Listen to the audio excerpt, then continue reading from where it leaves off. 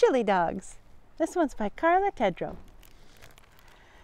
Taco and Tamale, two friendly Dalmatians, lived with their owners in San Antonio, Texas. Jose and Maria Cabreras loved spending time with Taco and Tamale. Jose and Maria had to work long hours at their open-air restaurant, a cantina, in La Villita, the oldest part of the city. They enjoyed bringing Taco and Tamale with them. Their landlord, Mr. Derrick, was a selfish man. He wanted to close down their restaurant so he could turn it into a parking lot. He thought he would make more money that way. The Cabreras family would have to go. Jose and Maria were afraid of him. Taco and Tamale were afraid of him. Even Mr. Derrick's own dogs were afraid of him. He was not a nice man. Mr. Derrick's Dalmatian dogs were not happy and carefree like Taco and Tamale. They were raised only for shows and to make money. He liked using his dogs to win money and be the center of attention. What he didn't like was caring for them or feeding for them. People around town talked about how poorly Mr. Derrick treated his dogs. He kept them locked in small cages without room to play. He would yell at his dogs, "No food for you till showtime." Taco and Tamale would sneak behind the bushes and think about helping their friends. "Someday," Tamale would say, "we will free them." When the Cabreras were unable to pay their rent, Mr. Derrick was happy. If they did not pay his rent, he would have them evicted, thrown out. And he would try to keep all their possessions, including Taco and Tamale. Imagine, he thought, the restaurant and the dogs too? Mr. Derrick told Jose he had 30 days to find the money or else. Jose said, "You may get the restaurant, but Taco and Tamale never." Mr. Derrick just smiled and said, "We'll see." The Dalmatians were scared. They loved their family and wanted to keep the restaurant. They decided to work just as hard as Jose and Maria. They all worked together. Jose prepared yummy tacos for the children and chili enchiladas for the adults. Maria seated customers and waited on tables. Taco and Tamale would wander the open-air tables, entertaining the customers with tricks. Everyone began to know how the Dalmatians loved hot, spicy Mexican food. Soon customers would give their leftovers to Taco and Tamale. In return, the two dogs would do even more tricks. As more and more customers came, Jose and Maria were close to raising the rent money. But close would not be enough for Mr. Derrick. Suddenly, when everything looked darkest, some bright possibilities appeared. Tamale was going to have puppies, and soon there would be a Dalmatian puppy contest. Now everyone was excited. Tamale would soon be having puppies, and Jose would enter them in the contest for a prize of $50,000. "This is the happiest news we could hear," said Maria. "If Tamale's puppies win, we can pay Mr. Derrick and buy the restaurant." Mr. Derrick heard about the puppies and the contest. Now he was determined to have the cantina and the dogs. He said, "You only have a few days left to get me my money. Soon everything you own will be mine." Jose ordered Mr. Derrick off the property. Taco nipped and yipped at him as he left. Mr. Derrick came up with a plan to close them down. He would chase away their customers, scare the suppliers, and shut down the place once and for all. Then Maria and Jose would have to leave. If all else failed, he would flood the restaurant. Meanwhile, no one knew of his plan. Jose and Maria were worried about Tamale and her strange cravings. Taco worried too. Tamale wanted to eat nothing but chili. She ate chili for breakfast, chili for lunch, and chili for dinner. She just ate and ate and ate. They were so busy watching Tamale, they didn't see Mr. Derrick's plans taking place. Fewer customers, fewer deliveries, fewer dollars. One day, Mr. Derrick walked by the restaurant and put closed signs on the door. The people in the neighborhood saw the lights on and went inside anyway. This made Mr. Derrick angry. Next, Mr. Derrick stood in the alley and sent away all the deliverymen. That night, Maria and Jose could not open because they did not have enough ingredients to make food. Finally, Mr. Derrick decided to flood the restaurant. He sneaked into the restaurant one night and opened all the faucets. What a mess! The firemen had to come pump out all the water. Everything was ruined. The next morning, Jose and Maria realized they were out of business. What are we to do? We have no money and no restaurant. We can't pay Mr. Derrick. When the Cabreras returned home, they had one piece of good news. Tamale was ready to have her babies. It was their only hope. Jose and Maria kept their fingers crossed and hoped that they would have a show winner. "I do hope one of the puppies will win the prize," Jose said. When 6 puppies arrived, Taco took one look and rolled over on his back. Tamale's puppies were red and white. Instead of black Dalmatian spots, the puppies were covered with red chili pepper-shaped spots. "We are sure to win the contest," said Maria.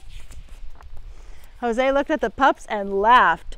Tamale ate too much chili. Then he remembered the puppy contest and told Maria, "It doesn't say anything about what color spots the Dalmatians have to have." Maria asked, "How will we describe them?" Jose looked at the 6 puppies with red chili spots and shouted, "Why, we'll call them chili dogs, the rarest pups in the world."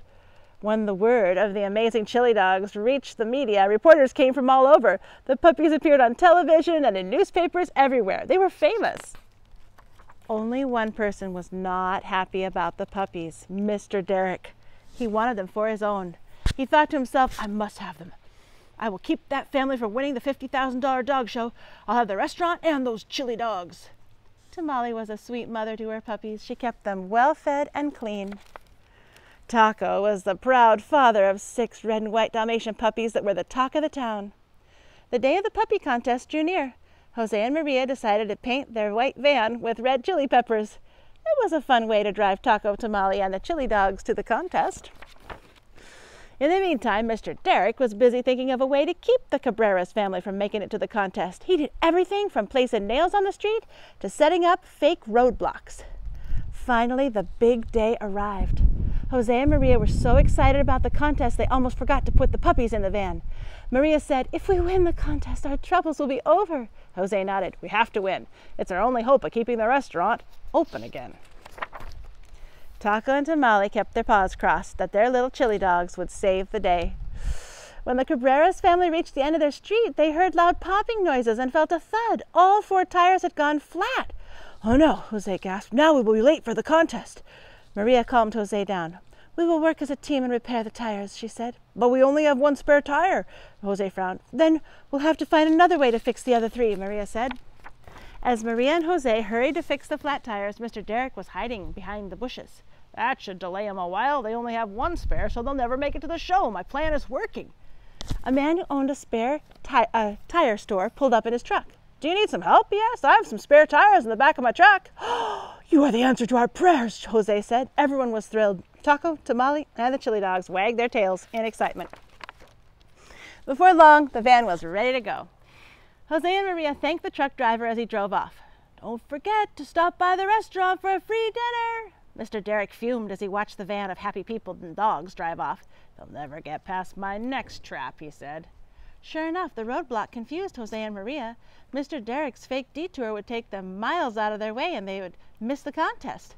When Jose stopped the van to consult a map, Taco decided to investigate. Taco whispered to Tamale, "Stay with the pups. I'm going to check things out." With a powerful leap, Taco jumped down from the van. "Please be careful," Tamale pleaded. Mr. Derrick, following behind, saw Taco leave the pups unguarded and thought this would be his chance to snatch them. While Jose and Maria looked at the map, Mr. Derrick crept up to the open door of the van. Tamale was surprised to find Mr. Derrick reaching for the pups. Taco sensed something was wrong and turned back to the van. Mr. Derrick heard Taco before seeing him. A growl filled the air. Taco jumped on Mr. Derrick and took a firm hold of his shirt from the back, pulling him away from his family. Jose and Maria heard the commotion and rushed to the back of the van. There they found Mr. Derrick struggling with Taco. "What are you doing?" Maria asked Mr. Derrick before he escaped from Taco and ran off. Jose and Maria congratulated Taco for being such a brave dog.